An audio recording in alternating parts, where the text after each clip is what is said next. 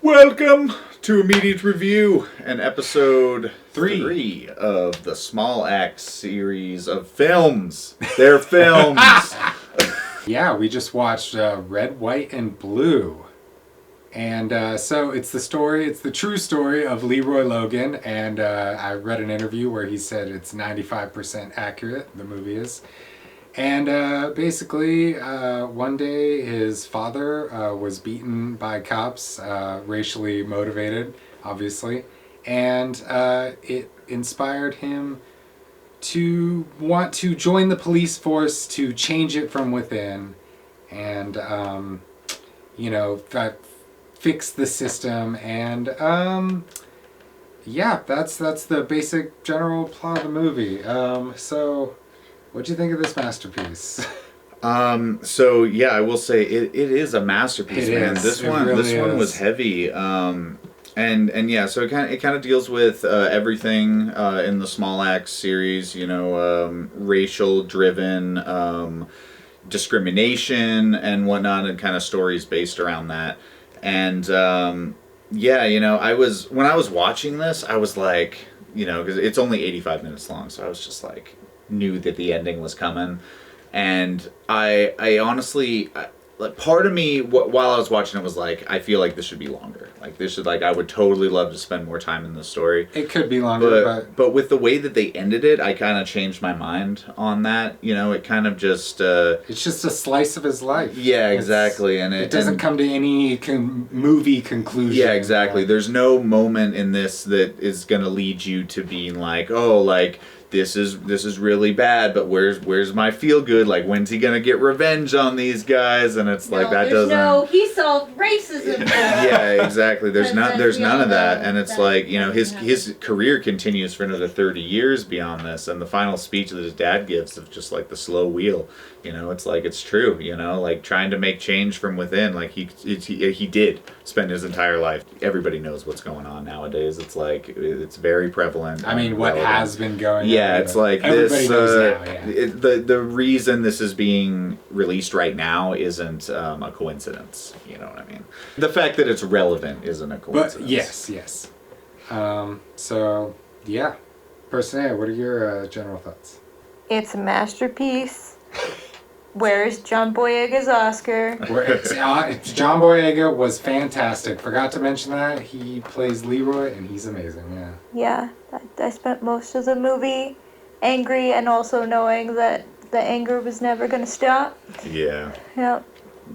And then, also angry, but understand, like when it ended, I was like, what?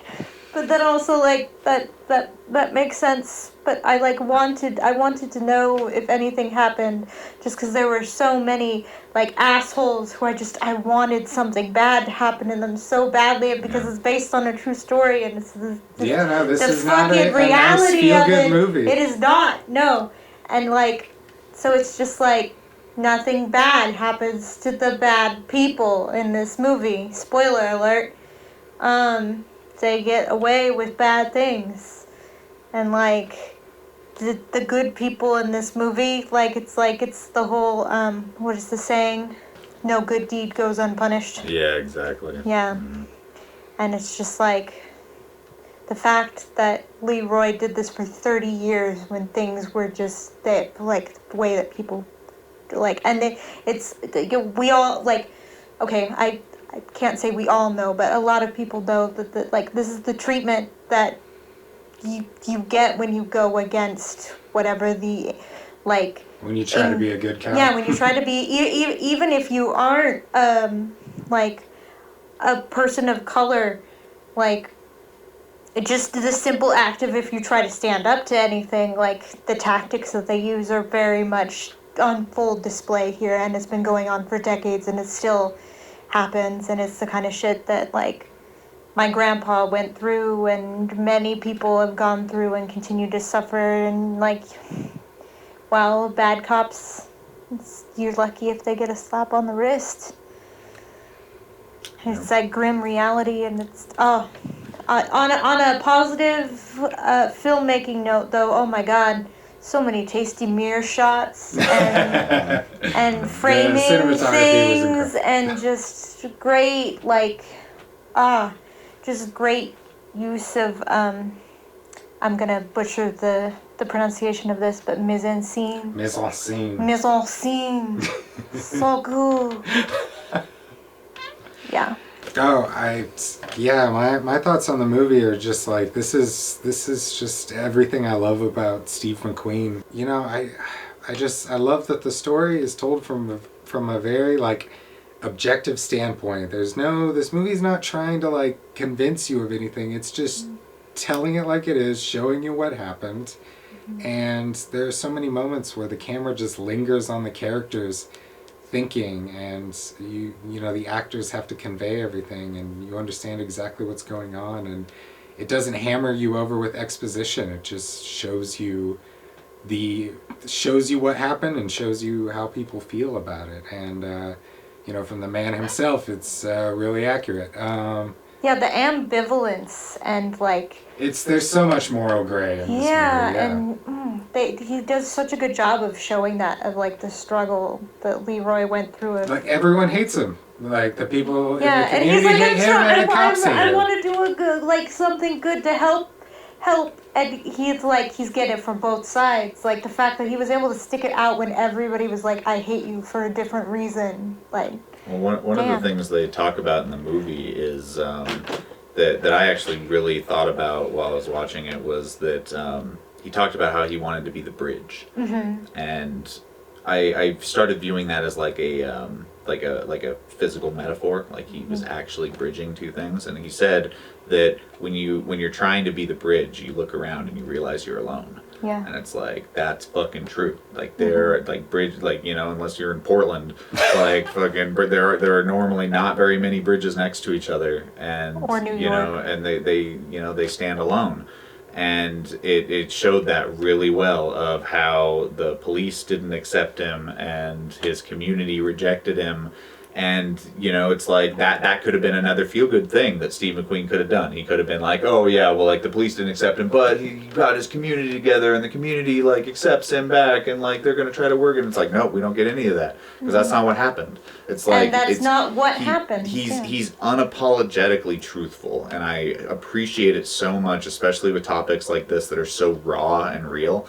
And it's just to be able to portray it, you know, this accurately, and to just, you know, it's like you really feel that injustice. And, you know, you guys mentioned John Boyega, man, seeing him like you know, with his megaphone at the protests and whatnot, everything that was in this film is raw and real and like fresh for him, and you can fucking he's bringing feel so that much to it. In his performance is just like, you can feel the fucking hurt, and it's just like they couldn't have picked a better guy to play him. You know, it's like John Boyega. Like I can't wait to see more. You know, like they even had a Star Wars joke in the movie. Don't spoil it. There's a Star Wars joke. It's fine. We've already spoiled enough, but it's a real story. Yeah. But that is one thing. If you haven't seen it, and it's a Star Wars joke. You know, I really enjoyed watching this. Cinematography was excellent. I even thought, like, when the first shot popped up, I just thought in my head, I was like, you know, when you look at an image and you just know that it's fucking fantastic. It's just like that first image, a shot of like young, you know, Leroy, like in his uniform and whatnot. I was just like, boom, it's looking fucking fine. And it's just like, you know, the whole thing just, you know, looks incredible. It's written excellently, great acting. It's like everything about this was fantastic. Firing on all cylinders. Exactly, man. I'm like starting to get desensitized. It's like, oh, I got a masterpiece of Steve McQueen's to watch again. Oh, okay, like let's get into that. It's just I can't. We're so lucky to get these movies. Exactly. And we have two more.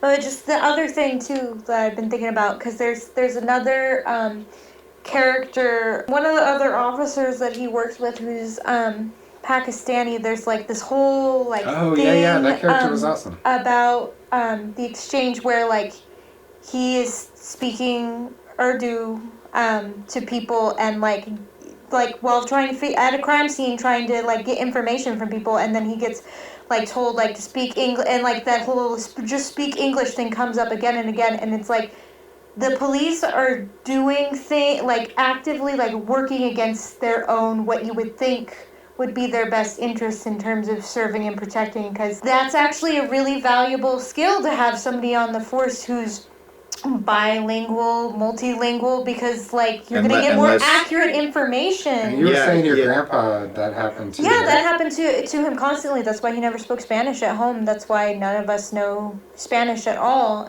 But he would try to do that because he worked in California on the police force, and like Spanish was his first language.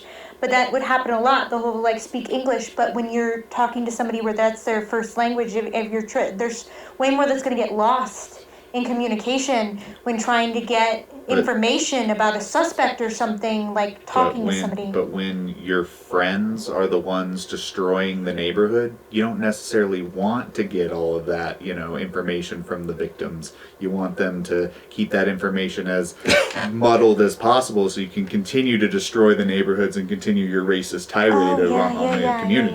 Yeah, if you're evil asshole mustache man. From a moral standpoint, you're right, but they are not even just from an efficiency standpoint. They are not efficient. No. And it just like highlights those other problems with the police force and also the racist roots of the police force. I don't think it's a mistake that the movie's titled Red, White, and Blue because it can apply to America as well. I think that is 100% not intentional. There's 100% the parallels that exist. And it's like, where's the lie? So Red, White, and Blue, another masterpiece of the week. So what's next? And next is Alex Wheatle. And I haven't heard of it. Is this the education one? No, that's Education. Oh. I'm not entirely sure what the next one's about, actually, but I'm assuming it's about a person named Alex Wheatle. They are probably the protagonist of the story. Probably. All right, thank you. See you next week.